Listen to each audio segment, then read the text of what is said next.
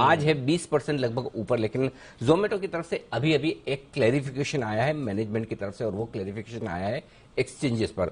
और ये क्लैरिफिकेशन की शुरुआत मैनेजमेंट ने इस तरह से लिख के की कि सेबी ने इन्हें लिखा है कुछ चीजों के बारे में क्लैरिफाई करने के लिए, और उसके जवाब में जोमेटो ने एक्सचेंजेस को क्लैरिफिकेशन दिया। और उसमें यह भी कहा गया कि कुछ मीडिया में जिस तरह की खबरें आई थी, वैल्यूएशन को लेकर कुछ सवाल उठाए गए थे, उस पर सेबी ने कहा कि आपकी क्या सफाई है, और उसके जवाब में उन्होंने एक्सचेंजेस को दिया।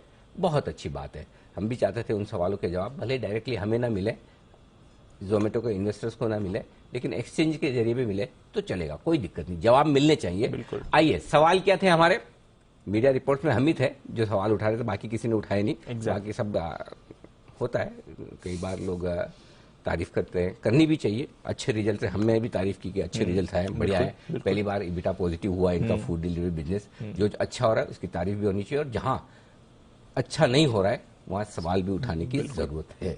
तो आइए, तो जो सवाल हमने उठाए उनके ऊपर जोमेटो के मैनेजमेंट का क्या जवाब था, अरमान नाहर हमारे साथ हैं इस वक्त बताने के लिए। अरमान, बताइए जोमेटो ने अपने क्लैरिफिकेशन में एक्सचेंजेस को क्या क्या लिखा है, क्या सवाल थे, और उसके जवाब में जोमेटो ने क्या कहा है?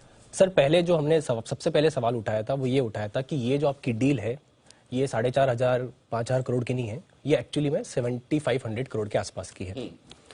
उस पर उनका क्लैरिफिकेशन ये आता हुआ दिखा है कि देखिए, जो आप एक्विजिशन में सिर्फ वही लीजिए जो हम आपको कंसिडरेशन पे करना है, जो हमने कंसिडरेशन पे करी है, सिर्फ आप वही एक्विजिशन पे लीजिए। सर, मेरा सिंपल सा सवाल ये है कि सर, अगर मैं आपसे 100 रुपए लेता हूं और मैं बोलता हूं कि सर आप बाद में भी मुझे 200 रुपए दीजिएगा, तो आप क्या मुझसे सिर्फ 100 रुपए लेंगे या 300 रुपए लेंगे वापस? ऑब्वियसली चीज है सर, कॉमन सेंस की बात है कि मैं 300 रुपए वापस दूंगा। तो अगर आप जिस उसमें उन्होंने ये क्लैरिफिकेशन दिया है कि वो जो आगे वाला जो हमारा फ्यूचर इन्वेस्टमेंट है, जो हम लॉस फाइनेंस करेंगे ब्लिंकिट का, आप उसको अधिकरण में जो हमारी वैल्यू है उसको इंक्लूड नहीं करिए, क्योंकि हम सिर्फ ओनली कंसिडरेशन जो पे करिए सिर्फ उसी को आपको देखना चाहिए। सर, दूसरा सवाल ये था कि जो अलविंदर और आकृति जी का जो हमने बताया था कि उनका क्या रिलेशनशिप है, उन्होंने ये कहा है कि वो कंपनी लॉ के हिसाब से वो रिलेटेड पार्टी नहीं है, ना कोई की मैनेजरल पर्सन की कैटेगरी में आते हैं, तो हम उसके लिए लॉ के हिसाब से बाध्य नहीं है उसको बताने के लिए। उसी के साथ साथ उसी प्रेस रिलीज में अलग एक और प्रेस रिलीज में उन्होंने ये बोला है कि ये जो रिलेशनशिप है ये पूरा पब्लिक है और ये ऑलरेडी नोन है। हमने उस समय भी सर यही चीज बोली थी कि अगर आप एक तरफ बात कर रहे हैं गुड कॉर्पोरेट गवर्नेंस की, सर उन्होंने एक लाइन लिखी है उसमें, the objective of good corporate governance is to protect the right of minority share holders. आप बात कर रहे हैं गुड कॉर्पोरेट गवर्नेंस की, तो क्या गुड कॉर्पोरेट गवर्नेंस के चलते ये शेयर होल्डर्स को ये जानने का अधिकार नहीं है कि ऐसा रिलेशनशिप, आप भले की मैनेजर टॉप लेवल पर, डायरेक्टर पे लेवल पर नहीं है, पर फिर भी क्या ये उच्चतम लेवल पर तो फिर भी ये रिलेशनशिप है, तो क्या शेयर होल्डर्स ये उनके लिए राइट नहीं है कि उनको ये जानना चाहिए? उसी के साथ साथ सर, अब ये जो अर्निंग्स कॉल की जो हमने बात करी सर, उसकी एक स्पेसिफिक लाइनिंग है, वो इस लाइनिंग्स की वर्ड मैं आपको जरूर बताना चाहूंगा। वो इंग्लिश में इस तरीके से लिख रहे हैं, even though we were not required to do conference call as per law, we voluntary wanted to discuss. वो ये कह रहे हैं कि लॉ हमको कोई नहीं बोलता कि हम अर्निंग कॉल्स करें, पर फिर भी हमने वॉलेंटरी करी। तो सर, एक जो हमने पहले उस समय बोला था कि आप रिटेल इन्वेस्टर्स के लिए, जहां पे अगर सर आप अभी अगर अर्निंग्स कॉल के लिए आप फॉर्म भरेंगे तो उसमें ऑर्गेनाइजेशन नेम आता है। ऑर्गेनाइजेशन नेम जो पहले अगर था वहां पे ये मैंडेटरी फील्ड था, अब ये मैंडेटरी फील्ड नहीं है। तो अगर आपको रिटेल इन्वेस्टर्स के लिए ये जो बोल रहे हैं कि सारे रिटेल इन्वेस्टर्स सब लॉग इन कर सकते हैं, तो अगर आपको फ्रीली ओपन रखना है तो आप ये ऑर्गेनाइजेशन नेम का पहले मैंडेटरी फील्ड इसको रखने की जरूरत ही क्या थी पहले भी, और अब भी ऑर्गेनाइजेशन नेम की जरूरत ही क्या है?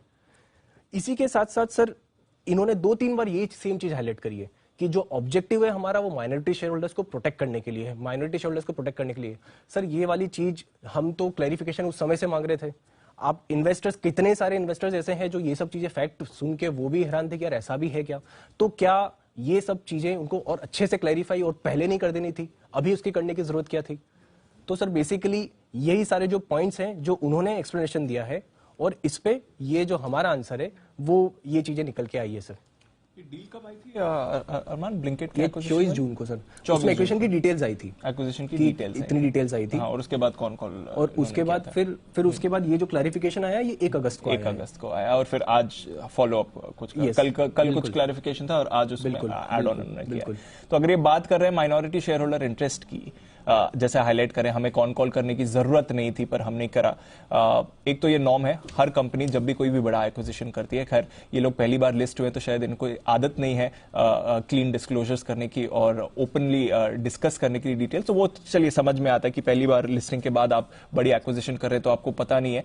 बट हर कंपनी, निफ्टी को हो किसी भी साइज की हो, कभी भी अगर कोई एक्विजिशन करती है और बड़ा एक्विजिशन करती है तो वो कौन कॉल करती है, क्योंकि काफी सारे सवाल होते हैं। आप डिस्क्लोजर में ये सारे सवाल नहीं दे पाते हैं, उसके जवाब नहीं दे पाते हैं। वैल्यूएशन को लेकर भी हर बार सवाल उठते हैं, तो कोई ऐसी बड़ी बात उन्होंने नहीं करी है कि इन्होंने कौन कॉल कर दी। पर ये 24 तारीख को ये डील आई थी और इनका क्लैरिफिकेशन कब आ रहा है? अभी 1 अगस्त को आया है और कुछ क्लैरिफिकेशन आज आया 6 है, हफ्ते कुछ बाद। कल आया है, 6 हफ्ते बाद सर। और एग्जैक्टली मतलब आप लाइन बार बार ये बोल रहे हो, आपने प्रेस रिलीज में क्लियरली लिखा है कि the objective of good corporate governance is to protect the right of minority shareholders. तो क्या ये जो चीजें हैं ये गुड कॉर्पोरेट गवर्नेंस में नहीं आती है?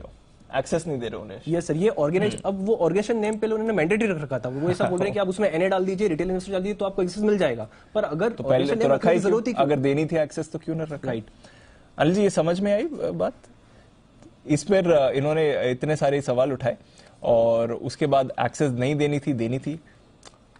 चलिए ठीक है, एटलीस्ट कंपनी की तरफ से कुछ तो कदम उठाए जाने, जैसे अनिल जी कह रहे हैं, देर आए दुरुस्त है। एटलीस्ट इस बार थोड़ी तो क्लैरिफिकेशन उन्होंने डाली ही है जोमेटो को लेकर। आइए एक बार राय ले लें जोमेटो पर शरद जी की। शरद जी, काफी करेक्ट हुआ। अब ऑफ कोर्स नतीजों के बाद स्पेशली फूड डिलीवरी बिजनेस जो इनका एबिटा पॉजिटिव हो गया, वहां से थोड़ा एक्शन भी आते हुए दिखा है। क्या राय बनती है 55 के लेवल पर जोमेटो पर? अभी भी अगले 2 साल कंपनी लॉस ही रिपोर्ट करेगी, तो जो नॉर्मल ट्रेडिशनल मेट्रिक्स पे इन्वेस्टिंग करना चाहते हैं, मुझे लगता है ऐसा फियर ऑफ मिसिंग आउट में कोई हड़बड़ा के इन्वेस्ट करने की कोई जरूरत है नहीं, क्योंकि 2 साल तक अभी भी नेट लेवल पे लॉस ही आने वाला है। एबिटा लेवल पे एक क्वार्टर में थोड़ी इंप्रूवमेंट आई है, बहुत अच्छी बात है। बट अब ब्लिंकिट के मर्ज नंबर्स वगैरह कैसे आएंगे नहीं आएंगे आने वाले समय में, वो सब चीजें देखने के बाद समझ में आएगा। कुछ चार्जेस वगैरह भी अब इंक्लूड कर रहे हैं ब्लिंकिट वगैरह में, तो उसका भी थोड़ा फायदा इनको मिलना चाहिए। बट जो कंजर्वेटिव इन्वेस्टर है, जो नॉर्मल ट्रेडिशनल मेट्रिक से इन्वेस्ट करते हैं, उनको अभी भी अवॉइड ही करना चाहिए, क्योंकि ये सब होने के बाद भी अगले 2 साल प्रॉफिट में तो आने वाली है नहीं कंपनी। तो अभी भी प्रॉफिटेबिलिटी पर थोड़ा टाइम लगेगा कंपनी को आने में, बट ऑफ कोर्स नतीजों पर बाजार का रिएक्शन इस बार तो पॉजिटिव रहा है। ब्रोकरेज भी थोड़ा इस पर फेवरेबल व्यू बना रही है। तो जोमेटो रखिए इस पर नजर, और कंपनी की तरफ से क्लैरिफिकेशन भी आई। अब देखते हैं आगे भी अगर ऐसी ओपननेस बनी रहेगी इनकी तरफ से या नहीं।